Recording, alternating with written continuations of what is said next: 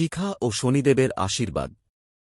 শিমুলপুর নামে এক ছোট্ট গ্রামে বাস করতেন সাধুচরণ নামের এক পরোপকারী পুরোহিত। তার একমাত্র কন্যা ছিল, নাম শিখা। ছোটবেলাতেই শিখা তার মাকে হারিয়েছিল, তাই তার জীবন জুড়ে ছিল শুধু বাবার স্নেহ। তবে সাধুচরণ অধিকাংশ সময় মন্দিরের পূজার্চনায় ব্যস্ত থাকতেন, ফলে শিখার দিন কাটত একাকী। সাধুচরণ প্রতিদিন মন্দিরে পূজা করতেন এবং যেটুকু প্রসাদ ও ফলমূল পেতেন তা বাড়িতে নিয়ে আসতেন। শিখা খাবার গ্রহণের আগে সবসময় ভগবান শনিদেবকে নিবেদন করত। সে মনে করত, যতক্ষণ না শনিদেব খেয়েছেন ততক্ষণ সে নিজে খেতে পারবে না। শিখার এই নিষ্ঠা ও ভক্তি ছিল অপরিসীম। তবে শিখার হৃদয়ে একটি বেদনা ছিল, সে তার মায়ের স্নেহ থেকে বঞ্চিত। প্রায়ই সে শনিদেবের সামনে বসে তার মায়ের জন্য কাঁদত। একদিন বাবার আনা ফল নিয়ে শনিদেবের মূর্তির সামনে গিয়ে সে বলল, হে শনিদেব, আমি প্রতিদিন তোমাকে নিবেদন করি, কিন্তু তুমি কখনো আমাকে খাওয়াও না। আমার মা নেই যে আমাকে আদর করে খাওয়াবে। আজ আমি খেতে চাই না। তুমি আমার ভাগের ফলটিও গ্রহণ করো, কারণ আমার তো কেউ নেই যে আমাকে খাওয়াবে।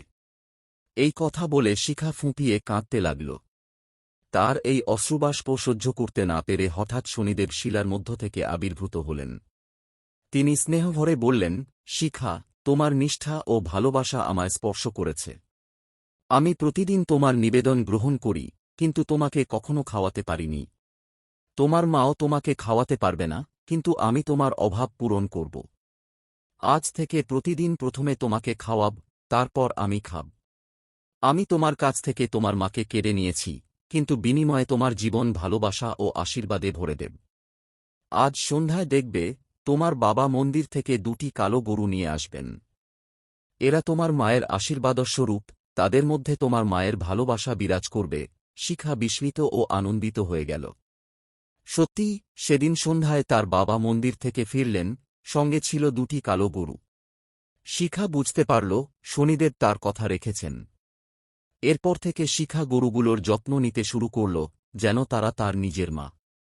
প্রতিদিন সে ভগবান শনিদেবকে ভোগ নিবেদন করত এবং অনুভব করত যেন তার মাই তাকে আশীর্বাদ করছেন। শিখার জীবন অভাবের মধ্যেও ভালোবাসা ও শান্তিতে ভরে উঠল, কারণ সে বুঝতে পারল যে ভগবান শনিদেব সর্বদা তার পাশে আছেন। যদি কেউ আপনাদের বলে থাকে যে শনির দশা চলছে, তাহলে আমার কমেন্ট বক্সে কমেন্ট করে জানাতে পারেন। আমি আপনাদের সঠিক উপায় বলে দেব যার জন্য শনিদেবের দশা কেটে যাবে।